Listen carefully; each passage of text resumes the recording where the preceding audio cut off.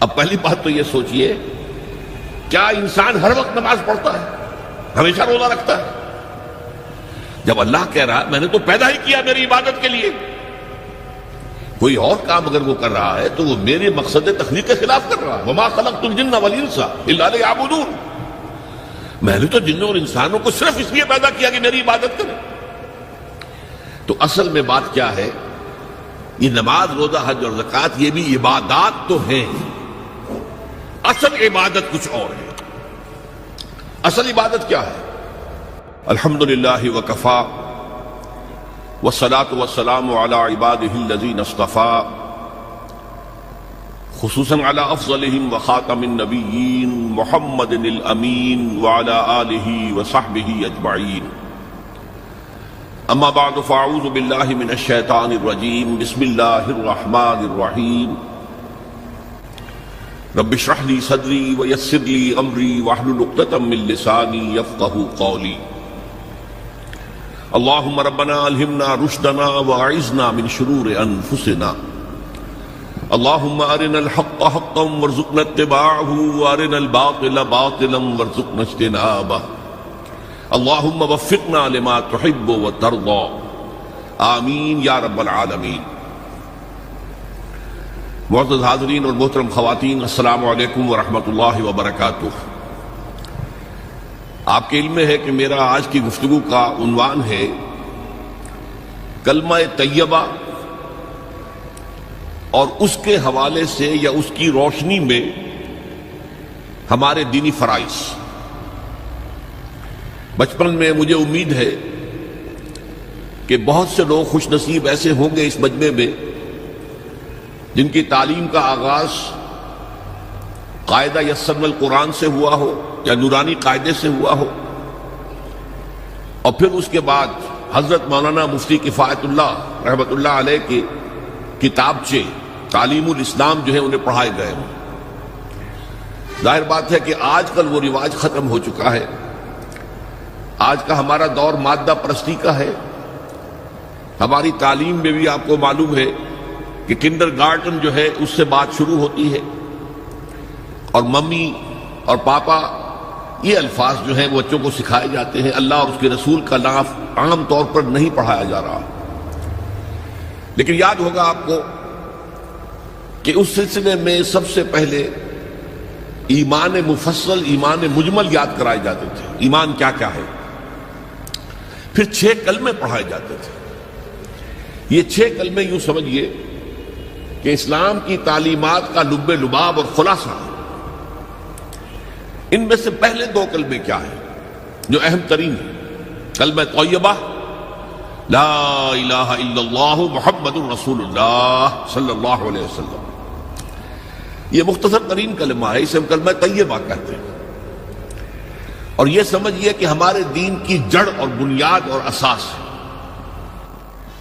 دوسرا کلمہ اسی میں لفظ شہادت کا اضافہ ہو کر اشہد ان لا الہ الا اللہ واشہد ان محمد الرسول اللہ صلی اللہ علیہ وسلم۔ یہ کلمہ شہادت جو ہے یہ اسلام میں داخلے کا شاہ درا ہے۔ شاہ درا، در کہتے دروازے کو، شاہ درا بہت بڑا دروازہ۔ جو لوگ دلی سے واقف ہیں انہیں یاد ہوگا، معلوم ہوگا کہ دلی جو ہے وہ جمنا ندی یا جمنا دریا کے مغرب میں واقع ہے، اور مشرق سے جو بھی آتا ہے یو پی سے، اس کو پہلے ایک قصبے سے گزرنا پڑتا ہے جس کے بعد پل آتا ہے جمنا کا، اور اس قصبے کا نام ہے شاہدرہ پل۔ اسی طرح کا شاہدرہ ایک لاہور میں ہے۔ لاہور جو ہے وہ راوی کے جنوب مشرقی کنارے پر ہے، آباد ہے شہر۔ اب جو بھی پشاور سے، سرحد سے، اسلام آباد سے، پورے پنجاب سے لوگ آتے ہیں تو انہیں لاہور میں داخل ہونے کے لیے دریائے راوی کراس کرنا ہوتا ہے، لہذا وہاں بھی ایک قصبہ ہے جس کا نام شاہدرہ ہے۔ شاہدرہ یہ بڑا در ہے کہ جس سے داخل ہو کر آپ دلی میں یا لاہور میں داخل ہوں گے۔ اسی طرح میں نے عرض کیا کہ اسلام میں داخلے کے لیے شاہدرہ جو ہے وہ ہے اشہد ان لا الہ الا اللہ واشہد ان محمد رسول اللہ صلی اللہ علیہ وسلم۔ آج میں انہی 2 کے حوالے سے آپ کے سامنے کچھ باتیں رکھ رہا ہوں۔ باتیں بالکل بنیادی ہیں، اور میں سمجھتا ہوں کہ آپ کے ذہنوں کے اندر موجود ہیں۔ صرف یہ ہے کہ آپ نے شاید زیادہ کبھی شعوری طور پر توجہ نہ دی ہو اور ان کے بارے میں کہیں گہرا غور و فکر نہ کیا ہو۔ دیکھیے پہلا جز کیا ہے؟ لا الہ الا اللہ، کلمہ توحید ہے یہ، اللہ کے سوا کوئی معبود نہیں۔ اب اس کا تقاضا کیا ہے؟ اور دوسرا جز ہے محمد الرسول اللہ صلی اللہ علیہ وسلم، اس کا تقاضا کیا ہے؟ اللہ کے سوا کوئی معبود نہیں، معبود برحق صرف اللہ ہے۔ اس کا کیا مطلب ہے؟ عبادت صرف اس کی ہوگی، کوئی معبود نہیں اللہ کے سوا، عبادت اسی کی ہوگی۔ اس عبادت کا مفہوم کیا ہے؟ قرآن مجید میں بہت سے انبیاء کی اور رسولوں کی دعوت بیان ہوئی اور نام بنام کہا گیا۔ ان کی دعوت کیا تھی؟ ان اعبدوا اللہ ما لکم من الہ غیرہ، اللہ کی عبادت کرو، تمہارا کوئی الہ اس کے سوا نہیں ہے۔ اس کے ساتھ ہی بعض صورتوں میں ایک لفظ کا اضافہ ہوتا ہے، سورہ شعراء میں ان اعبدوا اللہ واطیعون، عبادت اللہ کی کرو، میری اطاعت کرو۔ تو اللہ کی عبادت کیا ہے؟ جس کے لیے سورہ زاریات میں فرمایا وَمَا خَلَقْتُ الْجِنَّ وَالْإِنسَ إِلَّا لِيَعْبُدُونَ، میں نے نہیں پیدا کیا ہے جنوں اور انسانوں کو مگر صرف اس لیے کہ میری عبادت کریں۔ تو معلوم ہوا کہ لا الہ الا اللہ کا تقاضا کیا ہے؟ ہمہ تن ہمہ وقت اللہ کی عبادت۔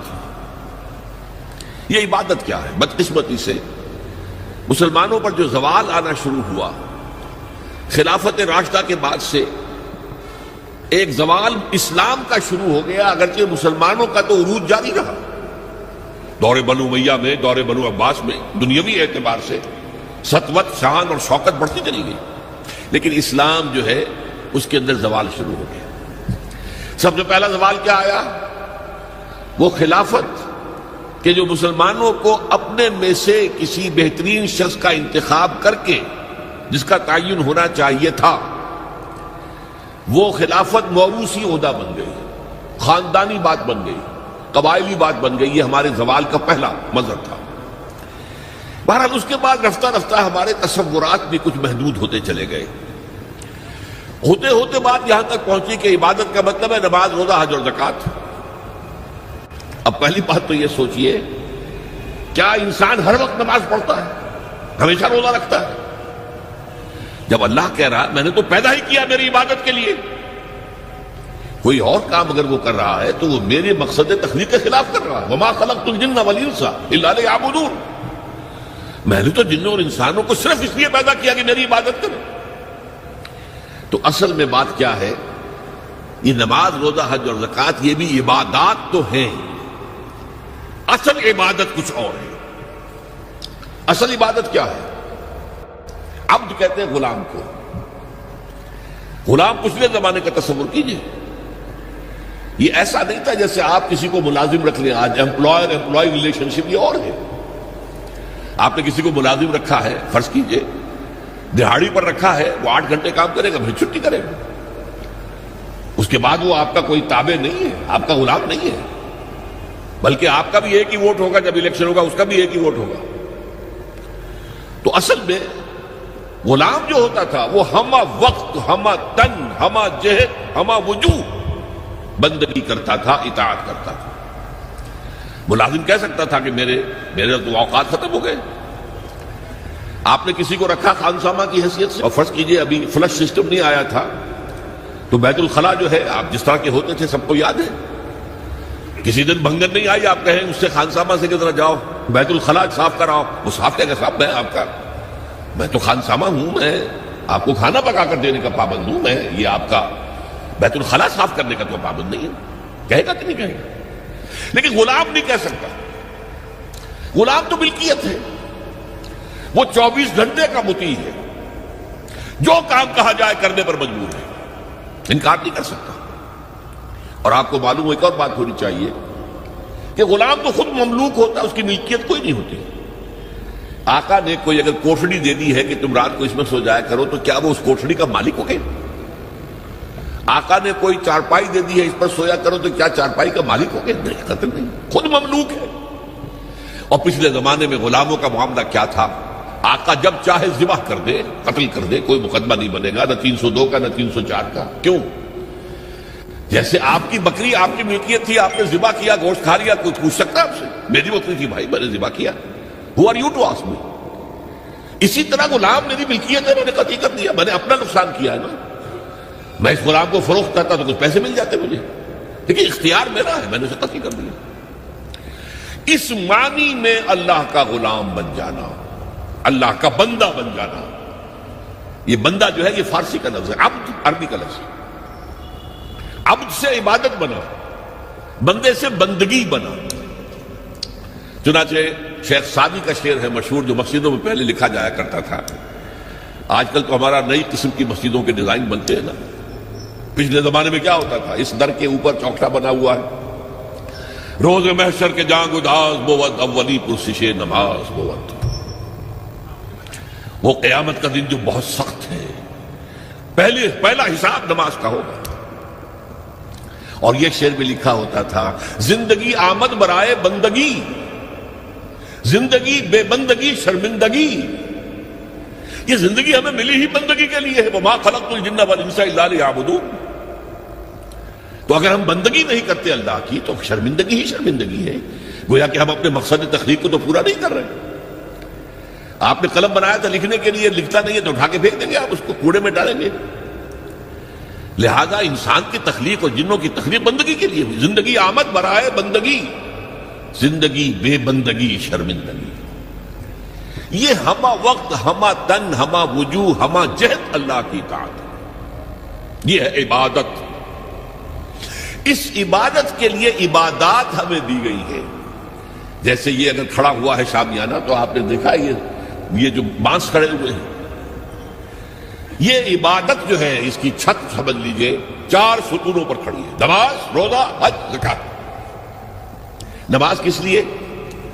تاکہ 5 مرتبہ تازہ کر لو اللہ سے عہد بندگی، ایاک نعبد و ایاک نستعین۔ کہیں بھول مت جانا، صبح ہوئی ہے پہلے اپنا اللہ سے بندگی کا عہد تازہ کر لو، پھر دکان پہ جانا، پھر دفتر میں جانا، اور پھر دوپہر میں پھر نکلو، پھر تازہ کرو۔ وہ آپ کا لنچ آور ہوگا لیکن اس میں اللہ کو پہلے یاد کرو۔ پھر جب بہت زیادہ ایکٹیویٹی کا ٹائم ہوتا ہے شام کا، پھر یاد کرو اللہ کو عصر کے وقت، پھر مغرب کے وقت، پھر رات کو عشاء۔ 5 دفعہ یاد کرو اقم الصلاۃ لذکری، کہ تمہیں یہ بات یاد رہے کہ ہم اللہ کے بندے ہیں اور ہمارا کام بندگی ہے، ہما تن، ہما وجوہ، ہما وقت اللہ کی عبادت۔ روزہ کیوں دیا؟ تاکہ نفس کے اندر جو شیطنت ہے، ان النفس لامارۃ بالسوء، اس نفس کو کنٹرول کرنے کی عادت ہو جائے۔ بھوک برداشت کرو، کسی وقت کھانے کو حلال چیز نہیں مل رہی تو بھوک برداشت کرو، فوراً کسی حرام شے کے اندر منہ نہ مار دو، تمہارے اندر عادت ہونی چاہیے۔ پیاس شدید لگی ہوئی ہے تو اگر کوئی صحیح مشروب نہیں ہے تو ایسا نہ کرو کہ کیا کریں، یہاں پر تو سوائے جو شراب کا کچھ ملتا ہی نہیں تو لو شراب ہی پیتے ہیں۔ اس کے لیے مشق کرانے کے لیے 30 دن صبح سے شام تک جائز مشروب بھی نہ پیو، جائز کھانا بھی نہ کھاؤ، تاکہ تمہارے اندر صلاحیت پیدا ہو جائے کہ باقی 11 مہینوں میں ناجائز سے تو بچو۔ یہ ہے عبادت کے ساتھ ان عبادات کا تعلق۔ ایک بڑی ہمارے اندر جو ہے نفس کی خواہش، دولت پرستی، اس کو نکالنے کے لیے صدقہ، خیرات، انفاق، خرچ کرو، تاکہ یہ دولت کی محبت دل میں سے کھرچی جائے۔